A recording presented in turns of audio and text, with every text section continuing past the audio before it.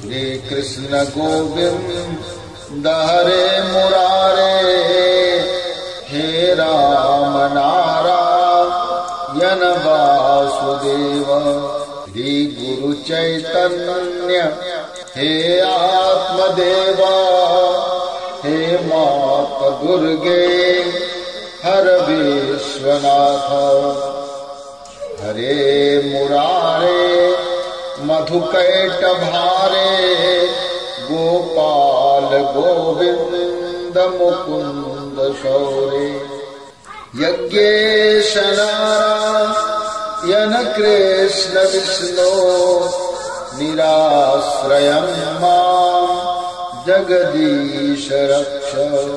श्री परमात्मने नमः। अर्जुन उवाच सन्न्यासस्य महाबाहो तत्त्वमिच्छामि वेदितुम्, त्यागस्य च ऋषिकेश पृथक् चेसि निषूदन।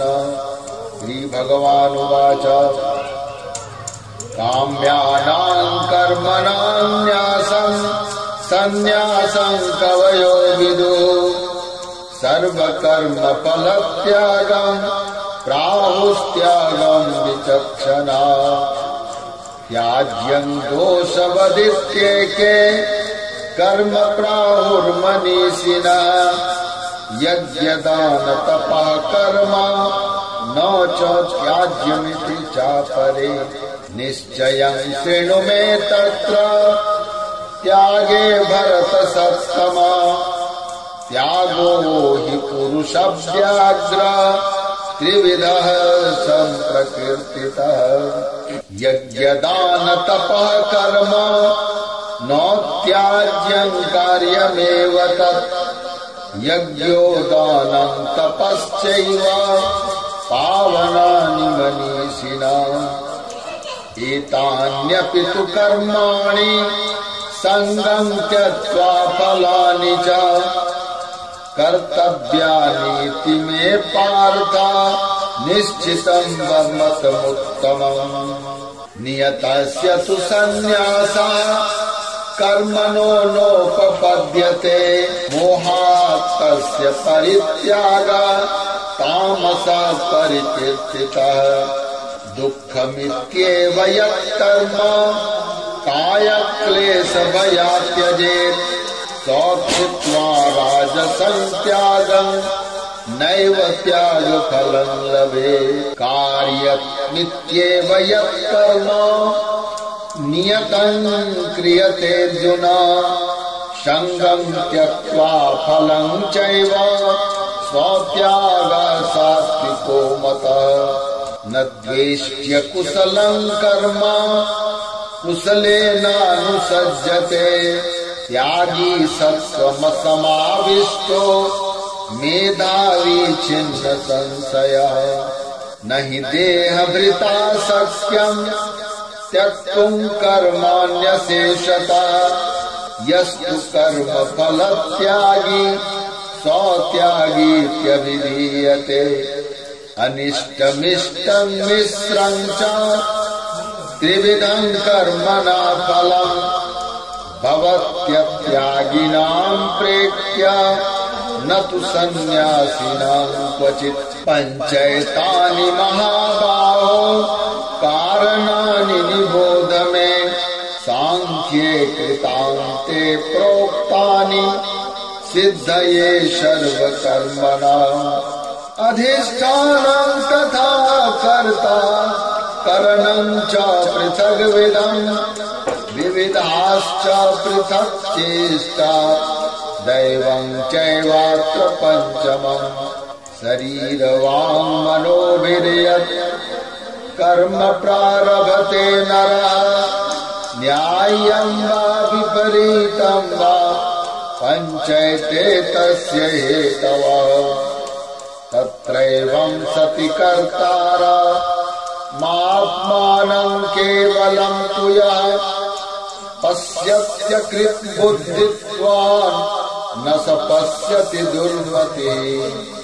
यस्य नाहङ्कृतो भावो बुद्धिर्यस्य न लिप्यते, हत्वापि स इमान् लोकान् किमपि न निबध्यते। ज्ञानं ज्ञेयं परिज्ञाता त्रिविधा कर्म चोदना। करणं कर्म कर्तेति त्रिविधा कर्म संग्रह। ज्ञानं कर्म च कर्ता च त्रिधैव गुणभेदतः। प्रोच्यते गुण संख्याने यथावत् शृणुतान्यपि। सर्वभूतेषु येनैकं भावमव्ययमीक्षते। अविभक्तं विभक्तेषु तज्ज्ञानं विद्धि सात्विकम्। पृथक्त्वेन तु यज्ज्ञानं नानाभावान् पृथग्विधान्। वेत्ति सर्वेषु भूतेषु तज्ज्ञानं विद्धि राजसम्। यत्तु कृत्स्नवदेकस्मिन् कार्ये षट्महैतुकम्। अतत्त्वार्थवदल्पं च तत्तामसमुदारितम्। नियतं संगरहितं रागद्वेषतः कृतम्। अफलप्रेप्सुना कर्म यत्तत् सात्विकमुच्यते। यत्तु कामेप्सुना कर्म साहंकारेण वा पुनः क्रियते बहुलायासं तद्राजसमुदारितम्। अनुबन्धं क्षयं हिंसा मनवेक्ष्य च पौरुषम्। मोहादारभ्यते कर्म यत्तत्तामसमुच्यते। मुक्तसंगो नाहंवादी धृत्युत्साहसमन्वितः। सिद्ध्य सिद्ध्यो निर्विकारो कर्ता सात्विक उच्यते। रागी कर्म फल प्रेप्सुर लब्धो हिंसात्मको शुचे। हर्ष शोकान्विता कर्ता राजस परिकीर्तितः। अयुक्तः प्राकृतस्तब्धः सठो नैष्कृतिको लसा। विषादे दीर्घसूत्री च कर्ता तामसमुच्यते। बुद्धेर्वेदं धृतेश्चैव गुणतस्त्रिविधं शृणु। प्रोच्यमानमशेषेण पृथक्त्वेन धनञ्जय। प्रवृत्तिं च निवृत्तिं च कार्याकार्ये भयाभये। बन्धं मोक्षं च या वेत्ति बुद्धि सा पार्थता सात्विकी। यथा धर्ममधर्मं च कार्यं च कार्यमेव च। अयथावत् प्रजानाति बुद्धि सा पार्थ राजसी। अधर्मं धर्ममिति या मन्यते तामसावृता। सर्वार्थान् विपरीतांश्च बुद्धि सा पार्थ तामसी। धृत्या यया धारयते मनः प्राणेन्द्रियक्रिया। योगेनाव्यभिचारिण्या धृति सा पार्थ सात्विकी। यया तु धर्म कामार्थान् धृत्वा धारयते अर्जुना। प्रसंगेन फलाकांक्षी धृति सा पार्थ राजसी। यया स्वप्नं भयं शोकं विषादं मदमेव च न विमुञ्चति दुर्मेधा धृति सा पार्थ तामसी। खं त्विदानीं त्रिविधं शृणु मे भरतर्षभ। अभ्यासाद्रमते यत्र दुःखान्तं च निगच्छति। यत्तदग्रे विषमिव परिणामे मृतोपमा। तत्सुखं सात्विकं प्रोक्तम् आत्मबुद्धिप्रसादजम् विषयेन्द्रियसंयोगात् यत्तदग्रे मृतोपमम् परिणामे विषमिव तत्सुखम् स राजसंस्मृतम् यत्तदग्रे चानुबन्धे च सुखम् मोहनमात्मनः निद्रालस्य प्रमादोत्थम् तत्तामसमुदारितम् नो तदस्ति पृथिव्याम् वा दिवि देवेषु वा पुनः शक्यम् प्रकृतिजैर्युक्तम् यदेभिस्त्रिभिर्गुणैः ब्राह्मण क्षत्रिय विषाम् शूद्राणाम् च परन्तप कर्माणि प्रविभक्तानि स्वभाव प्रभवैर्गुणैः समोदमस्तपः शौचम् क्षान्तिरार्जवमेव च ज्ञानम् विज्ञानमास्तिक्यम् ब्रह्म कर्म स्वभावजम् शौर्यम् तेजो धृतिर्दाक्ष्यम् युद्धे चाप्यपलायनम् दानमीश्वर भावश्च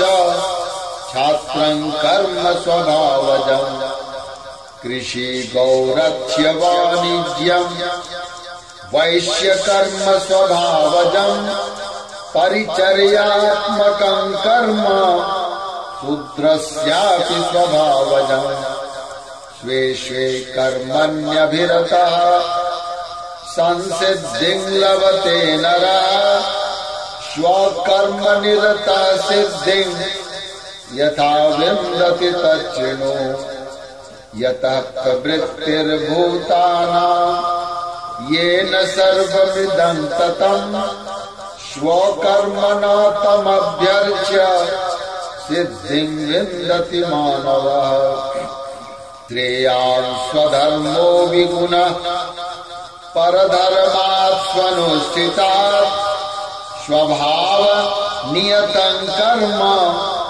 कुर्वन्नाप्नोति किल्बिषम् सहजं कर्म कौन्तेय सदोषमपि न त्यजेत् शर्वारम्भा हि दोषेण धूमेनाग्निरिवावृता अशक्त बुद्धि सर्वत्र जितात्मा विगतस्प्रियः नैष्कर्म्य सिद्धिं परमां संन्यासेनाधिगच्छति सिद्धिं प्राप्तो यथा ब्रह्म तथाप्नोति निबोध मे समासेनैव कौन्तेय निष्ठा ज्ञानस्य या परा बुद्ध्या विशुद्धया युक्तो धृत्यात्मानं नियम्य च शब्दादीन् विषयांस्त्यक्त्वा रागद्वेषौ व्युदस्य च विविक्तसेवी लघ्वासी यतवाक्कायमानसः ध्यानयोगपरो नित्यम् वैराग्यम् समुपाश्रितः अहङ्कारम् बलम् दर्पम् कामम् क्रोधम् परिग्रहम् विमुच्य निर्ममः शान्तो ब्रह्मभूयाय कल्पते ब्रह्मभूतः प्रसन्नात्मा न शोचति न काङ्क्षति समः सर्वेषु भूतेषु मद्भक्तिम् लभते पराम् भक्त्या मामभिजानाति यावान्यश्चास्मि तत्त्वतः ततो माम् तत्त्वतो ज्ञात्वा विशते तदनन्तरम् सर्वकर्माण्यपि सदा कुर्वाणो मद्व्यपाश्रयः मत्प्रसादादवाप्नोति शाश्वतम् पदमव्ययम् चेतसा सर्वकर्माणि मयि सन्न्यस्य मत्परः बुद्धियोगमुपाश्रित्य मच्चित्तः सततं भव। मच्चित्तः सर्वदुर्गाणि मत्प्रसादात् तरेष्यसि। अथ चेत्त्वमहङ्कारान् न श्रोष्यसि विनङ्क्ष्यसि। यदहङ्कारमाश्रित्य न योत्स्य इति मन्यसे मिथ्यैष व्यवसायस्ते प्रकृतिस्त्वां नियोक्ष्यति।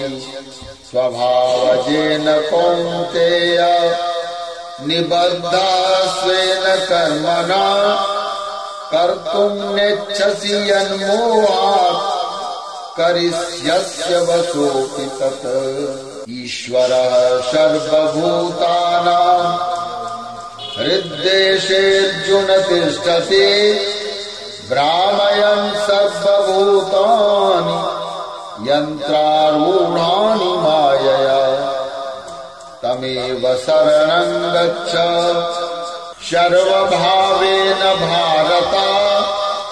तत्प्रसादात् परां शान्तिं स्थानं प्राप्स्यसि शाश्वतम्। इति ते ज्ञानमाख्यातम् गुह्यतरं मया विमृश्यैतदशेषेण यथेच्छसि तथा कुरु। सर्वगुह्यतमं भूयात् शृणु मे परमं वचः। इष्टोऽसि मे दृढमिति ततो वक्ष्यामि ते तम्। मन्मना भव मद्भक्तो मद्याजी मां नमस्कुरु। मामे वैष्यसि सत्यन्ते प्रतिजाने प्रियोऽसि मे। सर्वधर्मान् परित्यज्य मामेकं शरणं व्रज। अहं त्वां सर्वपापेभ्यो मोक्षयिष्यामि मा शुचः। इदं ते न तपस्काय न भक्ताय कदाचन न च शुश्रूषवे वाच्यं न च मां योऽभ्यसूयति। य इमं परमं गुह्यं मद्भक्तेष्वभिधास्यति। भक्तिं मयि परां कृत्वा मामे वैष्यत्य संशयः। न च तस्मान् मनुष्येषु कश्चिन्मे प्रियकृत्तमः भविता न च मे तस्मात् अन्यः प्रियतरो भुवि। अध्येष्यते च य इमं धर्म्यं संवादमावयोः। ज्ञानयज्ञेन तेनामिष्टः स्यामिति मे मतिः। श्रद्धावाननसूयश्च शृणुयादपि यो नरः सोऽपि मुक्तः शुभान् लोकान् प्राप्नुयात् पुण्यकर्मणाम्। कच्चिच्चेतच्छ्रुतं वार्थ त्वयैकाग्रेण चेतसा कच्चिदज्ञानसम्मोहः प्रनष्टस्ते धनञ्जय। अर्जुन उवाच नष्टो मोहः स्मृतिर्लब्धा त्वत्प्रसादान्मयाच्युत। स्थितोऽस्मि गतसन्देहः करिष्ये वचनं तव। संजय उवाच इत्यहं वासुदेवस्य पार्थस्य च महात्मनः संवादमिमं श्रौष मद्भुतं रोमहर्षणम्। व्यासप्रसादात् श्रुतवान् एतद्गुह्यमहं परम्। योगं योगेश्वरात् कृष्णात् साक्षात् कथयत स्वयम्। राजन् संस्मृत्य संस्मृत्य संवादमिममद्भुतम् केशवार्जुनयोः पुण्यम् हृष्यामि च मुहुर्मुहुः तच्च संस्मृत्य संस्मृत्य रूपमत्यद्भुतम् हरे विस्मयो मे मह्यम् राजन् हृष्यामि च पुनः पुनः यत्र योगेश्वर कृष्णो यत्र पार्थो धनुर्धरः तत्र श्रीर्विजयो भूतिर्ध्रुवानीतिर्मतिर्मम यत्र योगेश्वर कृष्णो यत्र पार्थो धनुर्धरः तत्र श्रीर्विजयो भूतिर्ध्रुवानीतिर्मतिर्मम। हरि ओम तत्सत्। श्री कृष्णार्पणमस्तु। श्री कृष्ण गोविंद हरे मुरारे हे राम नारायण वासुदेव श्री गुरु चैतन्य हे आत्मदेव हे माता दुर्गे हर विश्वनाथ हरे मुरारे मधुकैटभारे गोपाल गोविंद मुकुंद सौरे।